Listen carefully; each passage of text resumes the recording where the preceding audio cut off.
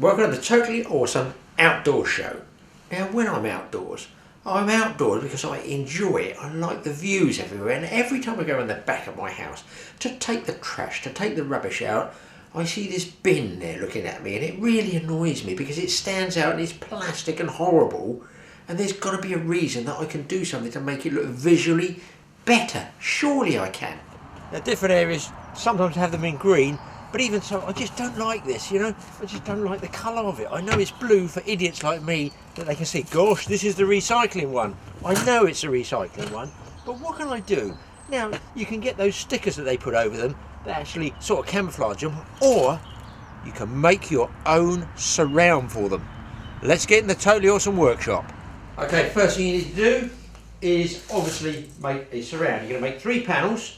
The wood I'm going to be using, I'll manage to get a hold of some old scrap stuff. You don't want scrap stuff for this, but for the 4 main corner supports, you want something like this. I've got some 2x2. This is just, yeah, exactly 2x2. Okay, it's too short to make the panel.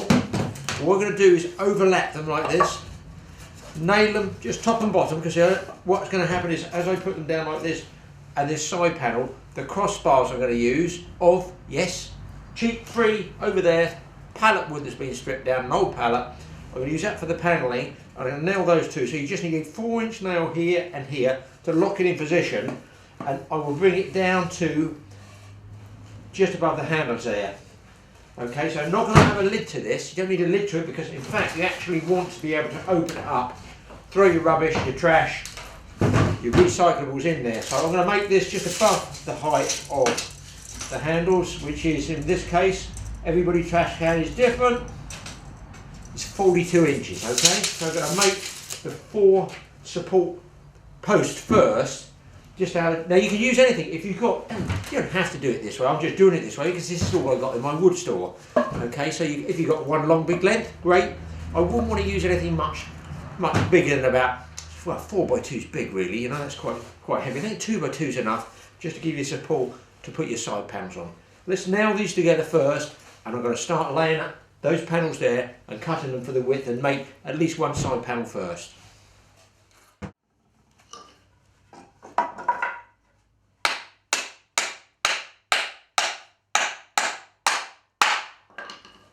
Okay, I've got my 3 made up supports. Any old scrapbook will do, but I have managed to find one piece of 42 inches, which is the height of the bin, because I want to put a hinge door on one side, so that way of doing it will just do for the 3 side supports, but the main one I want to put the hinge on, I want a nice straight piece, so it's dead lucky there. So look around and use one single piece for your end pillar.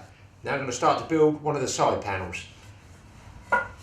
Now some of our UK refuse bins are tapered, so make sure you measure not just the bottom, but you want the widest point for the 2 sides, and allow for the handles, and obviously allow for the 2x2 at the front. You want a bit of space there, a couple of inches each end. I'm going to go for 34 inches for the side panel here, and that's going to be the 42 inches high, which is just covering round about the handle. So there we go, a couple of inches either side, because you do want to push it in and out, obviously. Yeah, 34 inches should do me there.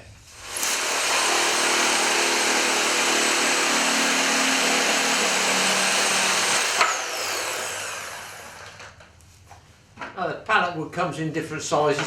If you get thicker than normal pallet wood, just put it on the bottom, so when you panel it, the wide bits are at the bottom. It really doesn't matter. The wood costs you nothing anyway, and once it's all stained up, it's still going to be just a wood screen. So I'm now going to nail these touching boards like this to make one of the side panels.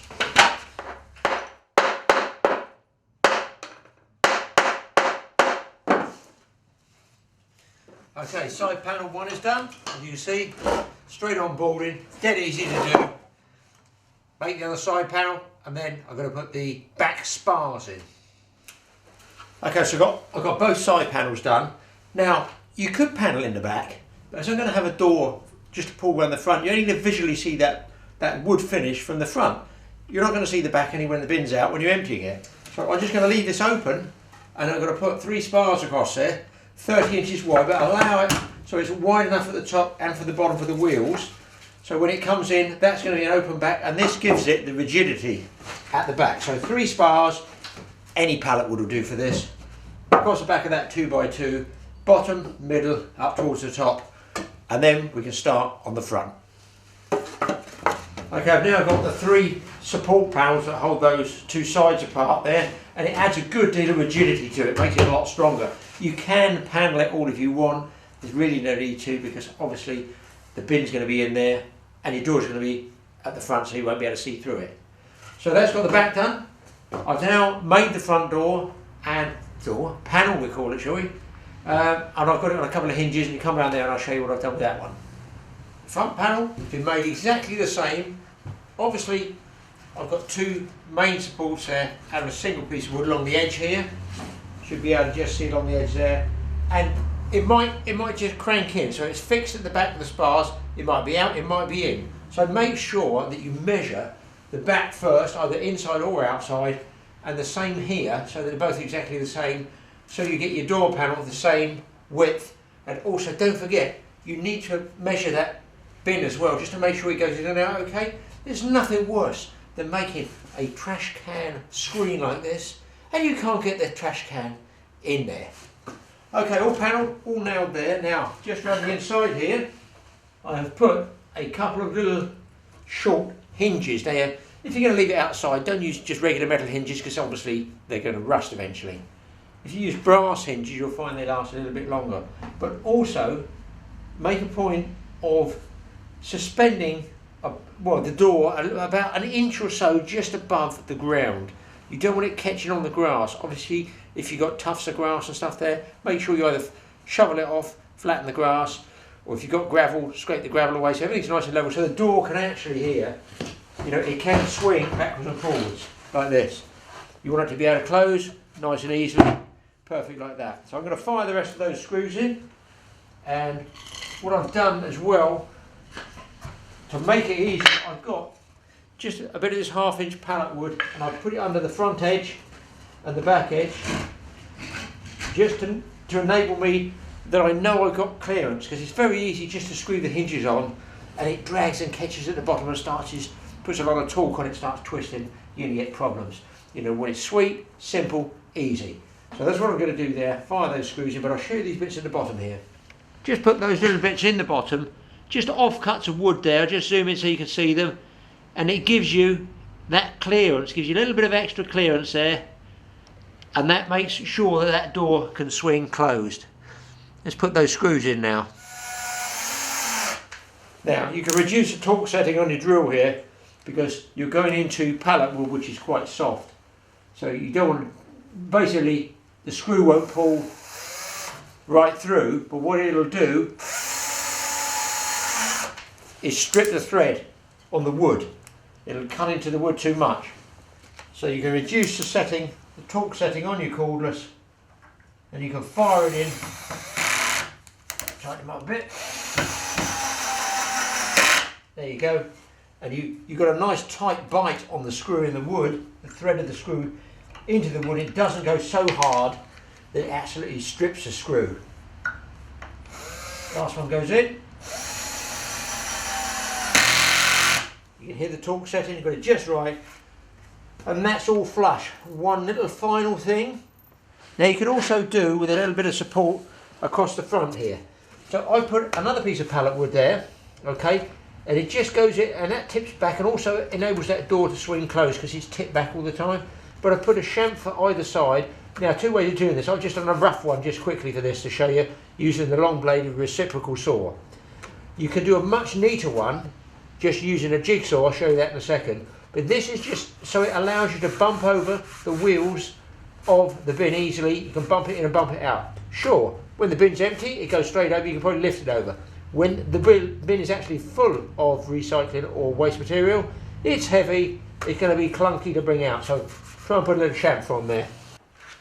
To get that chamfered angle on the base plate, the base support, so the wheels bump over it nice and easily, you can use your reciprocal blade, which is the long one here, which is bendy, flexible. That's a wood cutting blade, standard wood cutting blade. Just obviously have it canted over at an angle like this to create your chamfer, or you can use a regular jigsaw like this. But what you can do, and some guys might not know this in DIY, I don't know, but you can actually adjust this underneath by adjusting the screws here and twisting that over at 45 degrees. Some of them, you know, are guesswork. Some of them actually have marks of 90 degrees, 45 degrees, or degrees in between that marked on there. So you can adjust it that way that, you know, the actual blade will cut at an angle. The base plate, the support plate, goes along flat, but the actual blade is canted over like this. That comes right round. You get a nice neat cut. But do you know what? You've got all of that stuff done, but the fact that I actually put that support on there does two things. It's twofold. It actually adds that bit more rigidity to the front end of the unit, but because it's tilted back by only ½ an inch, it allows the door to swing closed much easier. So it will actually close up. And you can put a little loop of fishing line and a tack if you want to stop the wind blowing it open. And of course after that there's only one other thing to do. Get working with the old stain and a brush and get it toned down to either nice dark green or a dark wood brown. I'm just using a screw. Don't quite pinch it up. Tie a knot with a bit of fishing line. Get it up nice and tight. Slide the knot round. Say the voila. Don't overcook the screw. Just a little bit. And then you put your other holding screw just in the front loop I've made there. You can see I'll try and do it that way for you. That way it's just going to keep that door closed. And you won't get it blowing around in the wind. That's got it. Tied. I don't bury this screw, I just leave it proud. So the fishing line just goes in the loop around the front of it. And you can see it's fixed, stops it blowing around. Just cut that tag end off.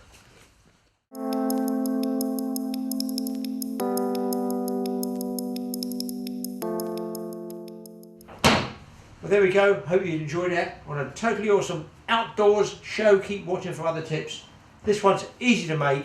It's a trash can stroke dustbin, as we call them in the UK. Just a shelter, a screen, keeps it out of sight, makes it nice and neat and tidy. So easy to make.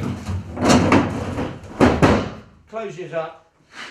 Does that not look better in your garden or anywhere in fact than a bright blue bin? And of course you can make a double one if you want. One for your regular refuse and trash and one for recycling. Easy, in over the top, no need for a lid.